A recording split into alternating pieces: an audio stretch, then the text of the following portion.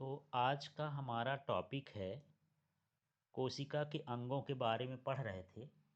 तो एक कोशिका का अंग क्या होता है? केंद्रक। तो एक बार अभी हम प्याज की झिल्ली की जो है कोशिका देख रहे थे ना शुरू में। इस तरह से कोशिका थी, बीच में ऐसे डॉट बना था, फिर ऐसे कोशिका थी, फिर इसमें बीच में डॉट बना था, फिर इसी तरह से ये एक कोशिका थी, इसके बीच में भी डॉट बना था। तो ये जो डॉट है कोशिका के जो मध्य में होता है वही क्या होता है? केंद्रक होता है। तो कह सकते हो कि कोशिका के मध्य में एक गहरे रंग का गोलाकार या अंडाकार डार्ट की तरह संरचना होती है। इस संरचना को हम क्या कहते हैं? केंद्रक। क्या बोलोगे?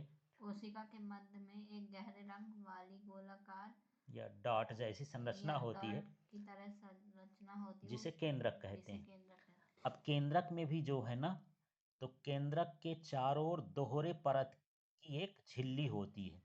जैसे मान लो केंद्रक है, केंद्रक के चारों तरफ एक क्या होगी? झिल्ली। दो परत की झिल्ली, जैसे हमारे ऊपर चमड़ी लगी है हाँ। वैसे उसके ऊपर भी क्या होती है? झिल्ली। नहीं। कोशिका के बाहर जो झिल्ली होती है हम्म, तो उसको कोशिका झिल्ली कहते हैं। और जो केंद्रक के बाहर होती है उसे हम क्या कहते हैं? केंद्रक केंद्रक की झिल्ली। अब केंद्रक की झिल्ली में भी छोटे छोटे क्या होते हैं? छिद्र। हम्म, जैसे हमारी चमड़ी में छिद्र हैं कि नहीं है? हाँ। कैसे जानते हो कि छिद्र हैं? मैं बोल दिया इसलिए। कैसे जानते हो? पसीना निकलता है हाँ। तो कहाँ से निकलता है? चमड़ी से निकलता है। हाँ। तो कहे निकल आता है? ताकि वो क्योंकि छोटे छोटे छोटे छोटे क्या होते हैं? छिद्र छिद्र। होते हैं। हाँ। ठीक है। तो इसी तरह से इसमें भी क्या होते हैं? छोटे छोटे छिद्र। छिद्र होते हैं। इन्हीं छिद्रों से जो है, जो कोशिका द्रव्य है वो अंदर भी जा सकता है, बाहर भी। उसको पोषण प्रदान करने के लिए क्या उसकी जरूरत है? ये है। अब केंद्रक में होते हैं क्रोमोसोम। ठीक है। जब ये विभाजित होते हैं तो छड़ जैसे दिखाई देते हैं ऐसे। यदि एक केंद्रक है तो इस तरह में धागे जैसे ऐसे संरचना बनी होती है। इनको हम क्या कहते हैं? क्रोमोसोम। एक तरह से जीन, जीन कहलाते हैं। केंद्रक के अंदर क्या होते हैं? क्रोमोसोम होते हैं। ठीक है। और क्रोमोसोम में अनुवांशिक गुणों की सूचना होती। क्रोमोसोम को ही जीन कहते हैं।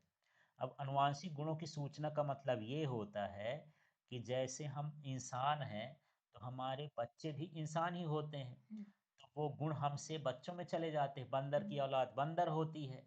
तो किसके कारण ये सब होता है? क्रोमोसोम। क्रोमोसोम के कारण होता है। ठीक है। तो ये अनुवांशिक गुणों का मतलब एक पीढ़ी से दूसरी पीढ़ी तक उन गुणों को ले जाते हैं। तो ये क्रोमोसोम कहाँ पाए जाते हैं? केंद्रक में। रखने। ठीक है।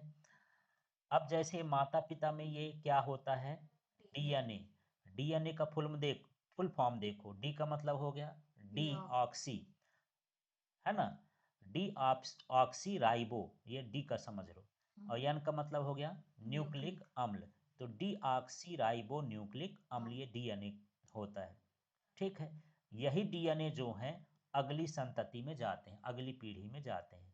तो अब देखो, केंद्रक हुआ, हाँ। केंद्रक के भीतर क्रोमोसोम हुए, हाँ। क्रोमोसोम में क्या पाए जाएंगे? डीएनए। डीएनए और डीएनए ही अगली पीढ़ी में क्या होते हैं? जाते जाते हैं। हैं। अब ये क्रोमोसोम बने किससे होते हैं? तो क्रोमोसोम डीएनए से बने होते हैं और प्रोटीन से बने होते हैं। ठीक है।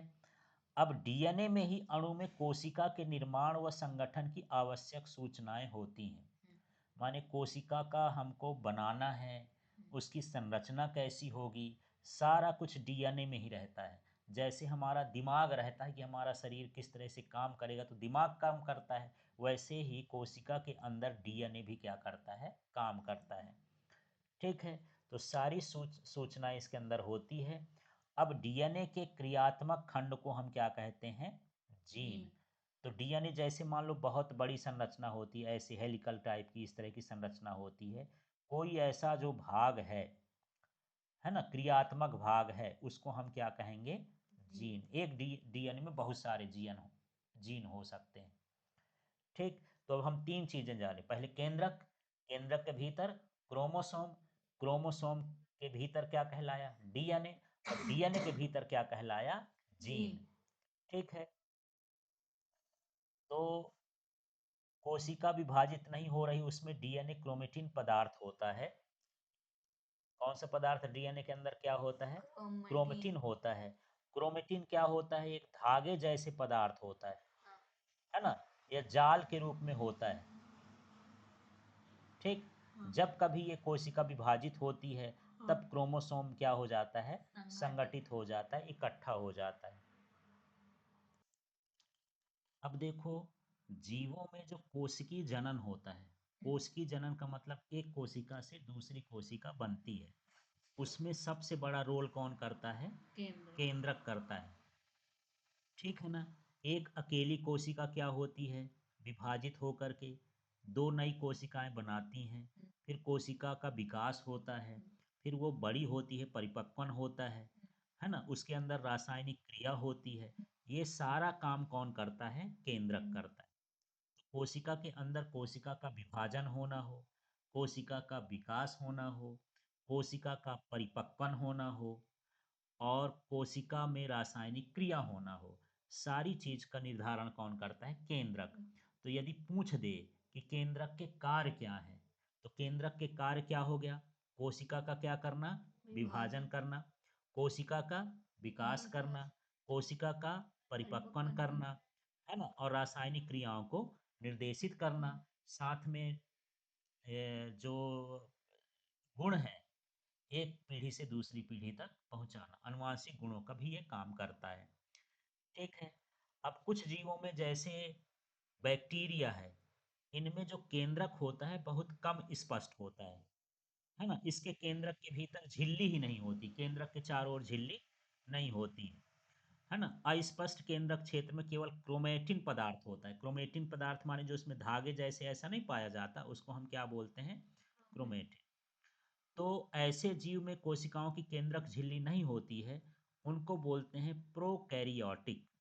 क्या बोलते हैं? प्रोकैरियोटिक कोशिकाएं बोलते हैं, जिनके अंदर झिल्ली नहीं होती। केंद्रक तो होता है, केंद्रक का संरचना भी होता है, पर उसके अंदर झिल्ली नहीं पाई जाती।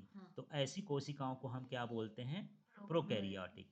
और जिन जीवों की कोशिकाओं में केंद्रक झिल्ली होती है, उन्हें क्या कहते हैं? यूकैरियोट जीव कहते हैं, या कोशिका है तो यूकैरियोटिक कोशिका कहते हैं।